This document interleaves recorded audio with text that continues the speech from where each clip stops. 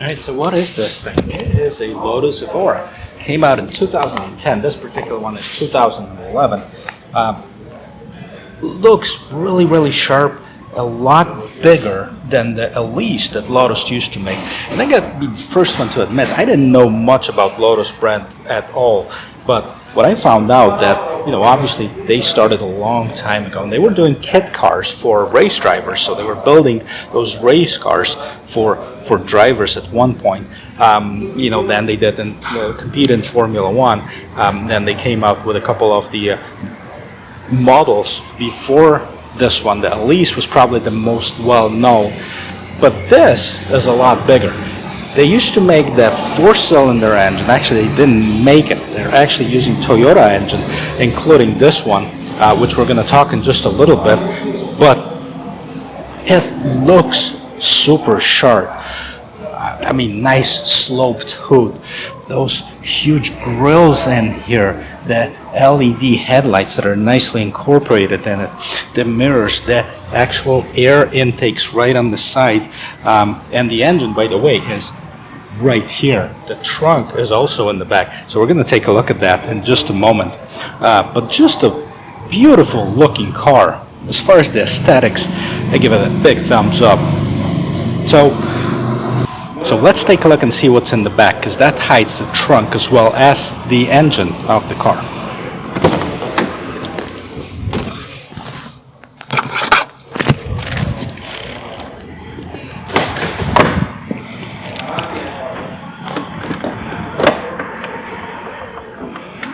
Couple of things, guys, before we actually get inside or take a look in the engine compartment. I want to show you something. This is the Lotus key, and basically it looks like an old Jaguar key, to be honest with you. It does have the Lotus logo on it, and if you press it, you can lock and unlock the car. Now there's also another button that is not marked that actually unlocks the back lift gate. So let's take a look and see what's underneath it. Okay, so this hides a trunk as well as the engine. And trunk, well, you know, not huge, but it's respectful size. I mean, it's got enough room to fit a small luggage maybe in here, or, you know, some little things that you want to put in here. But, you know, sports cars typically don't have the trunk. They might have a little bit of a trunk in the front, which this one doesn't have, unfortunately. But also here, you see the engine. That's basically like a mid-rear mounted engine. And it has a Lotus Performance badging right on here, so you can see here. But in order to get to the engine, you have to actually open up these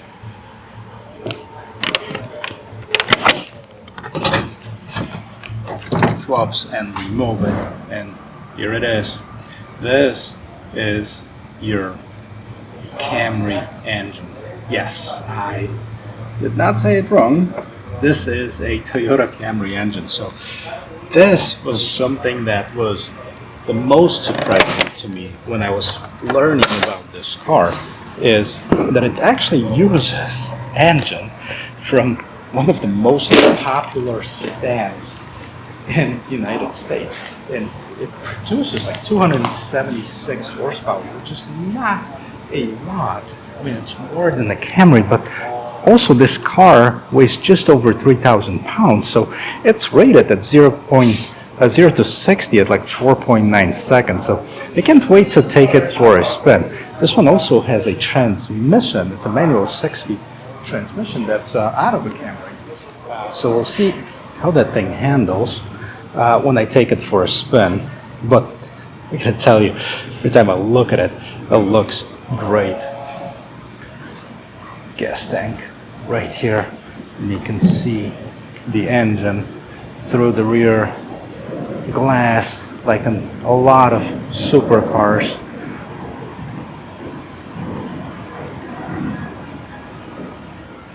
Alright, I'm ready to go inside, and when I get inside I want to just point out one really important thing to you. I mean, it is rated as 2+2, so apparently it can sit 4 people.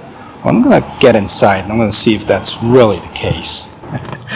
Hey guys, what I'm about to do is probably not a very smart thing, but as I said, this car has seats in the back, and what I'm gonna do is I'm gonna try to actually get in those seats in the back and see if I can fit in. So let me give it a try.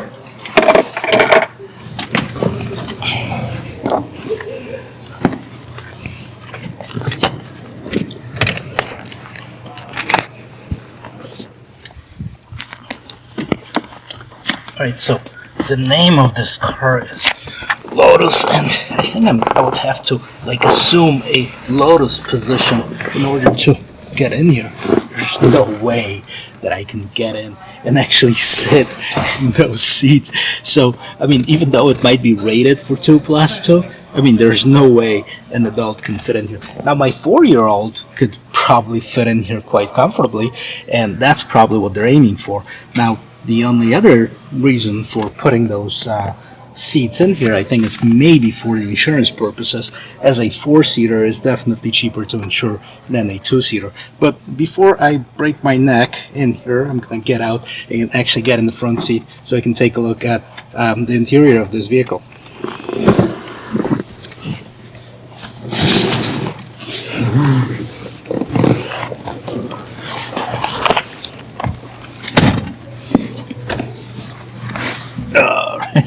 Now, okay, getting in front, it's actually not too bad once you get in here. Feels pretty luxurious.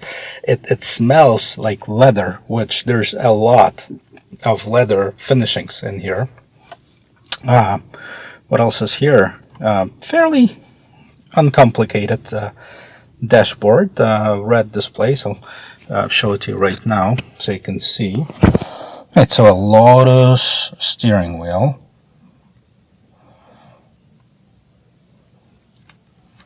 As far as a dashboard, like I said, there's nothing crazy, nothing really special about it. Let's turn this on, or turn at least it on till we can see it. And okay, well, nice clear display. Like I said, nothing crazy, nothing special. You have your time and the temperature right on here. You have the picture of the car just to basically see whether it is, and the doors are open or trunk.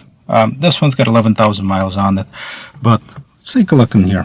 Like I said, everything is finished in what it seems a really high quality leather. I mean, the door sides, right here, this is leather, this is leather, and aluminum. Leather and aluminum, I mean, that's basically a theme in this car. Buttons, I mean, there's a light button, there's a gas button, that's probably to open up a gas tank. There's lights button to turn off a traction control. There is a sport button. I'd have to ask Andy what it does. And on this side we have, a button that, this is probably something with the alarm. This is a glove box that just opened up right here. It does have a glove box. So that's to open the glove box. At least we know there is some kind of a timer button. Pressing it, nothing's happening. Stereo, interesting. It is an Alpine stereo, and I was told that this is actually an original equipment, the base version, which this one is the base version of the vehicle. What else we have here? Underneath here you have just a few dials, and they're all basically for your climate control. You have the fan positioning settings, so different vents that the air comes out of. This is your cool or heat. This is your fan speed, rear window defroster, and the front window defogger, air recirculating button, and AC. That's it. There's nothing else in this car on the inside. And obviously nice gear shifter. Now this is one of those where you have to probably pull it up to put it in the reverse, and we'll check it out when I take it for a spin. Lotus logo. Pretty cool design. The seats are race seats. Those are Recaro. However, they feel very comfortable. Even though they might not look like it, but because of this leather finishing, the leather is actually making it a lot softer than one would think. So, Recaro seat, nice and comfortable. We'll take it for a spin, and we'll see what this baby can do. Alright, let's take a look at the door, and really nothing crazy. I mean, just a nicely designed door. You have your vent right here, you have your mirror controls and the window controls, as well as a speaker. And that is it. There is nothing else to it. I was mentioning those Recaro seats. Nice and comfortable though. Take a look at the front here. The only thing that opens up is this little compartment right here, so it doesn't have the front trunk. This is basically your windshield wiper fluid, as well as a brake fluid, I believe, what it is in here. And that's the only thing that opens here. Now the whole front is one piece. So you have fender along with the front hood, so to speak. That's one piece. Nice LED or xenon lights, I should say, nicely incorporated in it. And that kind of complements the shape of this vehicle.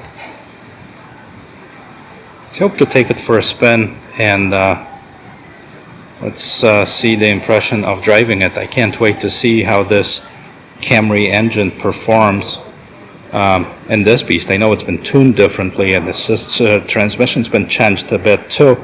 You have the different gear ratios, but we'll see how it feels on the road. Alright guys, I'm excited to take this car for a spin. Now the hardest part is any of those sports car is to actually get in and position yourself. But like I said before, this is fairly comfortable comparing to a lot of other sports cars. It feels good. Let me turn the radio off. I like the way it feels. I have to put the seat a little bit forward so I have a better control. One thing right away, notice there is essentially no visibility in the back. There's this tiny little place where you can actually peek out of into the back, but you can't really see it. I guess that's okay. I mean, that's what you have, the rear view mirrors. And I wish this car had a rear view camera. If I guess that you have to opt for the more expensive model to get one, but definitely would come in handy, especially with the visibility that this one has. So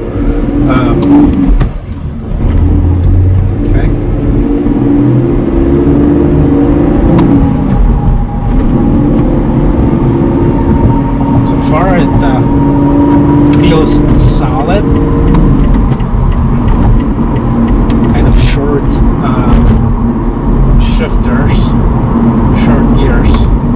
This vehicle is 100% stock, what Andy told me, and you know, he intends to keep it this way. But a solid feel. Doesn't feel like a sports car. Meaning that, you know, it would be really tough and uncomfortable. Yes, it is a lot lower to the ground than pretty much everything else around, but turning radius, pretty good. I'm gonna take it on a little bit less used road so I can maybe open it up a little bit. Obviously everything within the reason, and see what it is. Now, I was telling you it's got a Toyota engine, which is true, but the engine was obviously heavily modified by Lotus. The top part of the engine was completely redesigned and built by Lotus. The bottom part is Toyota, which got a huge advantage over some of the other sports cars where, you know, in order for you to go and do an oil change is, you know, $500. This, you can do it yourself if you'd like, although it's not that easy. But the oil filter for that car, probably a Toyota dealer, I don't know, $6, $7, $10, versus, you know, if you were to do it on the Porsche or a Ferrari, you'd pay at least, you know, 5, 6, 7 times the price, maybe more, plus labor. Now, as far as labor, I mean, this car's got plates underneath it, and those plates are obviously for the aerodynamics, and you can't get an easy access to the bottom part. However, you know, somebody on YouTube said that you can do your own oil change as long as you're willing to remove 16 or 17 screws underneath, and there's an access panel where you can actually reach out and get to the filter for this vehicle. But other than that, I mean, it's pretty sealed up. Hopefully when I park it, when I get back, I can kind of show you underneath the vehicle. So that's a big advantage of having a Toyota engine. Huge advantage. A lot of people are praising it for, you know, being a Toyota engine just because anytime that you buy a supercar, sports car, and you buy it used, the biggest concern is how much you're going to spend in maintenance and upkeep of that vehicle. And because the transmission and the engine is coming from Toyota, I mean, it's a lot less expensive than any of the other exotics. Another thing is this car is using a whole bunch of components from other vehicles. A lot of electrical system. The mirror switches and the window switches, I guess, is from the European version of a Ford. Alpine makes the radio. The airbags are made by Daewoo. So it's really a vehicle that's put together from several brands. I don't know whether this is coming from here or not. I don't know. Okay, well, let's see what this thing.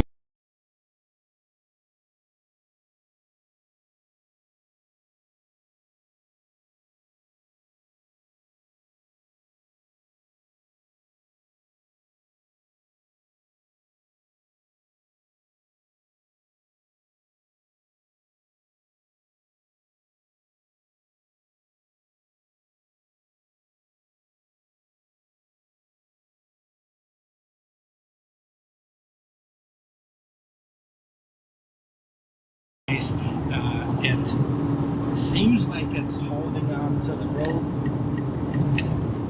It's got these sport tires, of course, but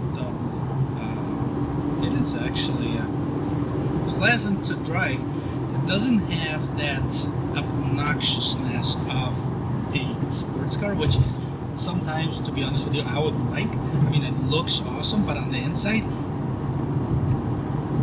maybe the supercharged engines would make a lot more noise. This one is almost like too smooth and too quiet for a car like this. But it can definitely handle itself. It can definitely move. The visibility in front, it's awesome. Every time I look in the rear view mirror and I see those air intakes for the engine, I remind myself that I'm driving a nice, like a supercar versus just a regular sedan. That's how comfortable it is inside. As far as the looks of it, I guess it's a personal preference on the inside. I guess it's not exactly my style, especially with those aluminum buttons on it. Kind of seems like 80s stereo system. But again, it's something that everybody's got their own preference on it. Looks good, it drives good. This car is, by the way, it's 9 years old, so it's not a brand new car. And I don't hear any squeaks or rattles, when I'm driving it, which is a good indication of quality. However, it only does have 11,000 miles, so it's about 1,000 miles per year, and it shouldn't have any issues if you look at it from a perspective of a Japanese car. Alright, let's see.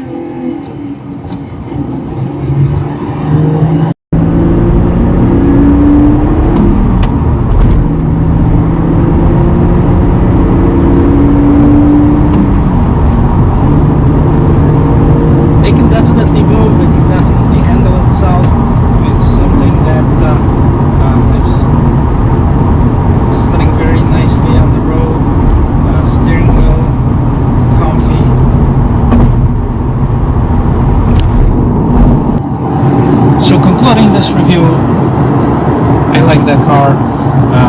This is a very unknown supercar. It was unknown to me, and I'm sure I'm not the only one that doesn't know or did not know what Lotus Evora is. I know they're still making till this day. There's several different versions of it that are available. There's the base version, there's the S version, there's 400 version that produces 400 horsepower. So this with 276 horsepower. I mean, this is fast. This is very capable. The top of the line's got over 400 horsepower, which is crazy. I'm sure it can move a lot quicker than this.